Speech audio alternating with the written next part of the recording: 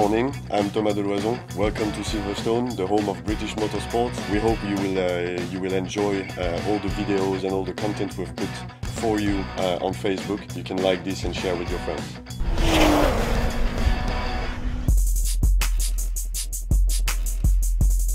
They do, which is why we've built two of them, a left and a right-hand drive. Well, of course, it's a packaging issue. You know, fitting all of that technology that we got in GTR in such a small space has meant some compromises. The GTR diff is probably that high, and it doesn't fit at the rear of the Juke, keeping the seats.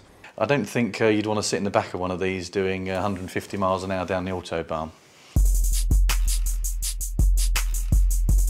We kept the stock lights on the Juke R because they're perfectly adequate for what we're using them for. There was a few brief lines at the beginning of the project, and one of them was to make sure that we would keep the Juke identity. As I mentioned before, the Juke design is very important. We love the design of the Juke. Of course, this car's now butcher, it's got bigger shoulders, but you know the lights are part of the real basis of the Juke design. We didn't want to change them.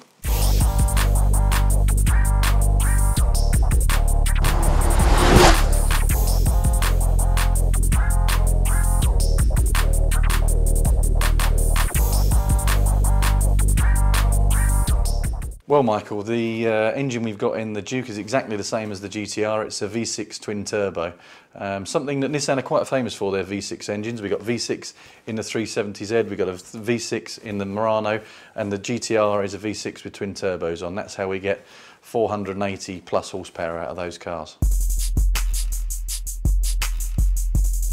Obviously, by the short wheelbase, it gives it a more reactive behavior. Wheelbase is shorter, the car handles very, very similar to the GTR, because think about the computing power in the GTR. It's actually working out things like how much slip angle have you got, what's the yaw of the car. So whether the wheelbase is shorter or longer, actually those computers are still clever enough to work out which direction it should be going and how much power it should go to each wheel. Less stability at very high speed, but much easier cornering capabilities.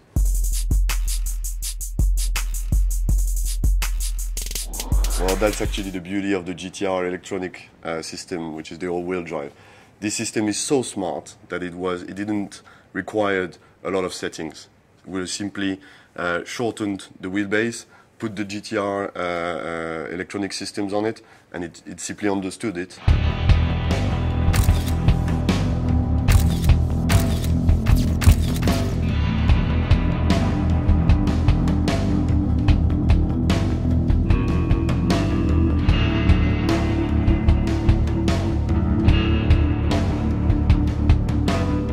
It's very different. The whole ambience inside the car is very different because you've got the Juke style interior, and obviously you're sitting a lot higher than in the GTR as well. So dynamically it's fairly similar, but you can definitely tell you're in the Juke rather than the GTR.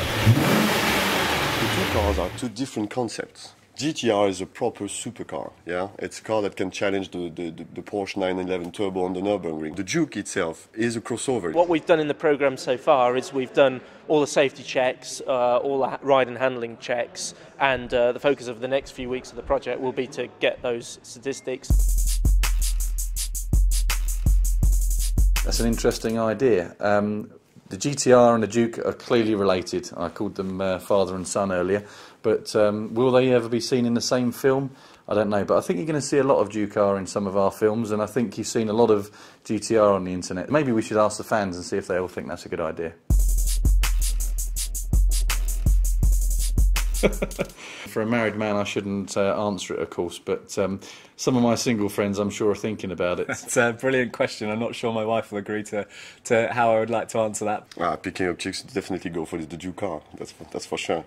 As Juke's been my baby for the last year or two, then I'd be the Juke car every day.